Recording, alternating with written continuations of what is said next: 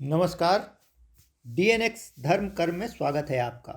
मकर संक्रांति, सूर्य देव होंगे उत्तरायण के। आइए जानते हैं क्या है संक्रांति और उत्तरायण के सूर्य, क्या है इसके पीछे का खगोलीय एवं धार्मिक सत्य। इच्छा मृत्यु का वरदान प्राप्त करने वाले भीष्म पितामह का शरीर अर्जुन द्वारा बाणों से भेद दिए जाने के बावजूद उन्होंने प्राण त्यागने के लिए सूर्य के उत्तरायण होने का इंतजार किया था।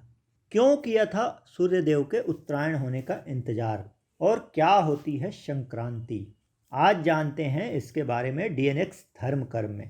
हम आपको बता दें, पूरे साल में कुल 12 संक्रांतियां होती है, लेकिन इनमें से 4 संक्रांति मेष, कर्क, तुला और मकर संक्रांति को महत्वपूर्ण माना जाता है। सूर्य का एक राशि से दूसरे राशि में जाना संक्रांति के नाम से जाना जाता है, और मकर राशि में सूर्य का प्रवेश मकर संक्रांति कहा जाता है। सूर्य का मकर रेखा से उत्तरी कर्क रेखा की ओर जाना उत्तरायण तथा कर्क रेखा से दक्षिणी मकर रेखा की ओर जाना दक्षिणायन कहलाता है।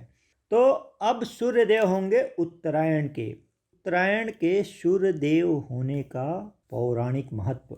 शास्त्रों के अनुसार उत्तरायण देवताओं का दिन तथा दक्षिणायन देवताओं की रात होती है। सूर्यदेव जब दक्षिणायन में रहते हैं तो उस 6 माह की अवधि को देवताओं की रात्रि तथा उत्तरायण के 6 माह की अवधि को देवताओं का दिन माना जाता है। दक्षिणायन को नकारात्मकता और अंधकार का प्रतीक तथा उत्तरायण को सकारात्मकता एवं प्रकाश का प्रतीक माना गया है।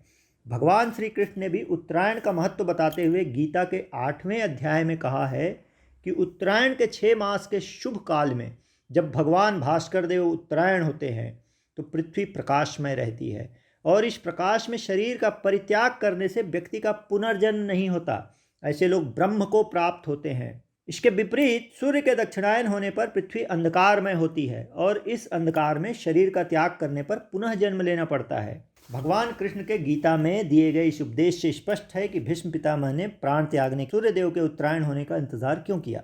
मकर संक्रांति के दिन यज्ञ में दिए द्रव्य को ग्रहण करने के लिए देवता धरती पर अवतरित होते हैं, एवं इसी मार्ग से पुण्यात्माएं शरीर छोड़कर स्वर्ग आदि लोकों में प्रवेश करती है।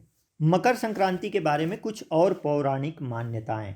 शास्त्रों के अनुसार मकर संक्रांति के दिन ही भगवान विष्णु के अंगूठे से निकली देवी गंगा जी भागीरथ के पीछे पीछे चलकर कपिल मुनि के आश्रम से होकर सागर में जा मिली थी, और भगीरथ के पूर्वज महाराज सगर के पुत्रों को मुक्ति प्रदान की थी। इसीलिए इस दिन बंगाल में गंगा सागर तीर्थ में कपिल मुनि के आश्रम पर एक विशाल मेला लगता है। गंगा सागर में स्नान करने का बहुत महत्व है। मान्यता यह भी है कि इस दिन यशोदा ने श्री कृष्ण को प्राप्त करने के लिए व्रत किया था। मकर संक्रांति के दिन शनि जनित दोष भी होते हैं दूर। मकर संक्रांति के दिन सूर्यदेव अपने पुत्र शनि से मिलने स्वयं उनके घर जाते हैं। चूंकि शनिदेव मकर राशि के स्वामी हैं, उसमें सूर्य के प्रवेश मात्र से शनि का प्रभाव क्षीण हो जाता है, क्योंकि सूर्य के प्रकाश के सामने कोई नहीं टिक सकता। मकर संक्रांति पर सूर्य शनि की साधना और इनसे संबंधित दान करने से सारे शनि जनित दोष दूर हो जाते हैं। मकर संक्रांति के दिन स्नान दान का मिलता है बड़ा फल। पद्म पुराण के अनुसार उत्तरायण या दक्षिणायन आरंभ होने के दिन जो पुण्य कर्म किए जाते हैं वह अक्षय होते हैं। मकर संक्रांति के दिन सूर्योदय से पहले स्नान करना चाहिए। ऐसा करने से 10,000 गौदान का फल प्राप्त होता है। इस समय किया हुआ तर्पण दान और देव पूजन अक्षय होता है। इस दिन ऊनी कपड़े, कंबल, तिल और गुड़ से बने व्यंजन व खिचड़ी दान करने से सूर्य नारायण एवं शनि की कृपा प्राप्त होती है। श्री तुलसीदास जी ने रामचरितमानस में लिखा है कि माघ मास में जब सूर्य मकर राशि में आते हैं तब सब लोग तीर्थों के राजा प्रयाग के पावन संगम तट पर आते हैं। देवता, दैत्य, किन्नर और मनुष्यों के समूह सब आदर पूर्वक त्रिवेणी में स्नान करते हैं। वैसे तो प्राणी इस माह में किसी भी तीर्थ, नदी और समुद्र में स्नान कर दान पुण्य करके कष्टों से मुक्ति पा सकता है, लेकिन प्रयागराज संगम में स्नान का फल मोक्ष देने वाला है। तो यह थी मकर संक्रांति के बारे में जानकारी। आप भी मकर संक्रांति के दिन स्नान दान का पुण्य फल प्राप्त करें।